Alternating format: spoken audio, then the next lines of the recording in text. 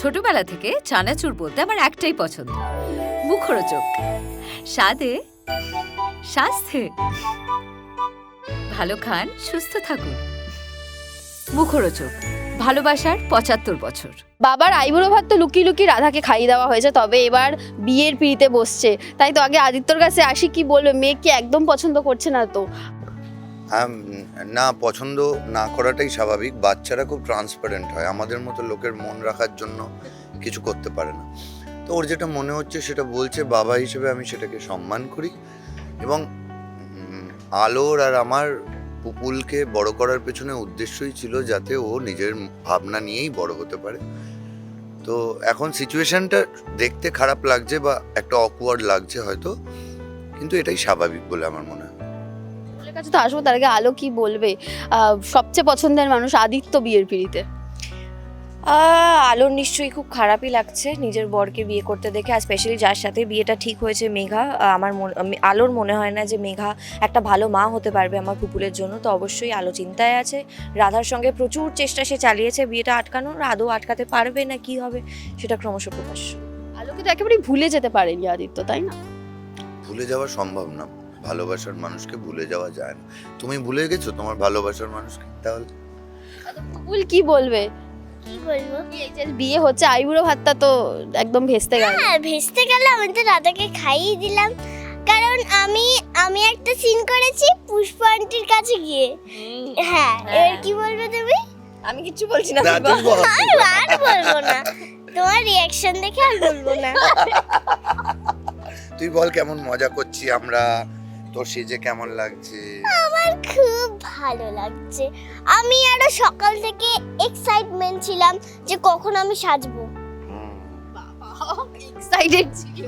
তো কেমন লাগছে নিজেকে সেজে? এখন কেমন লাগছে? এখন নিজেকে সেজে দেখে খুব ভালোই লাগছে। বাহ বাহ বাহ। বাবাকে জিজ্ঞেস করো কেমন লাগছে মেয়েকে। ওকে বলে দিয়েছি, আমার মেয়েকে সবসময় মিষ্টি লাগে। আর আমার মতো বাবাও মেঘাদিকে পছন্দ করে না। এই তো বিউটিফুল কথা বলেছিস। আলো খুব খুশি হয়েছে। হ্যাঁ, খুব খুশি হয়েছে। আচ্ছা, এই যে ফ্লোরে সবচেয়ে বেশি কে আদর করছে? ফ্লোরে সবাই গো, কেউ একটা খারাপ নয়। আর কেউ বকে না? বকে শুধু ইনি, একমাত্র ইনি। কৌশিকদা একটু বকে না?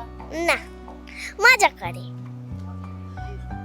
আর পুপুল কাকে বেশি ভালোবাসে? ঋষিদা কাকে বেশি ভালোবাসে? ঋষিতা কাকে বেশি ভালোবাসে? সবাইকে সবাইকে সবাইকে সবাইকে। ডিপ্লোম্যাট। না, সবাইকে ভালোবাসি। আজকে কি কি কাণ্ড ঘটাবে? আজকে তো এই বিয়ে হচ্ছে, তো আইবুড়ো ভাতটা তো আমরা দেখেছি। আজকে কি করবে পুপুল? আজকে আমি দুষ্টু হাসি দিয়ে দেখবো, আর কিচ্ছু করবো না। ওকে সামলাতে হয় কি কৌশিকদা, নাকি একদম বড়দের সাথে পাল্লা? ওই মাঝে মাঝে আমাদের সামলায়, যখন আমরা হাঁপিয়ে যাই বা আমাদের এনার্জি ডাউন হয়ে যায়। আমি চলো চলো, হয়ে যাবে সিনটা। চলো চলো। করো না। হ্যাঁ, টেনশন করো না। আর রাধাদি যদি নাচ তো জানে না, রাধাদি সেদিনকে নাচ জানে। বল না বল না। আমি আর বলবো না। না, আমি যতগুলো কথা বলছি তোমার রিয়াকশন দেখে আমি এইটুকু ভয় বলে পেয়ে দে, যাচ্ছি, আর এইটুকু বলে বলবো দে, না। এইটুকু লাস্ট। আমি মেরে আচ্ছা, শেষ এই করে দেব। সেন্টেন্সটা কমপ্লিট। আমি বলবো না। আমি বলবো না। আচ্ছা, এই সেন্টেন্স আমি বলবো না। ও আর বলবে না। বকে দিয়েছে। যে যতটা আমরা বলতে পারলাম ততটা, তারপরে যতটা বলতে পারলাম না, আপনারা নজর রাখুন আলোর কোলে। ধন্যবাদ। একদমই তাই। নতুন প্রোমো আসতে চলেছে। আদির বিয়ে কার সঙ্গে হবে, ফাইনালি আদৌ বিয়ে হবে কিনা, আমার পুপুল মা পাবে কিনা, সেটা দেখবার জন্য দেখতে থাকুন আলোর কোলে, সোম থেকে শনি ঠিক রাত্রি 9টায়, শুধুমাত্র জিবা।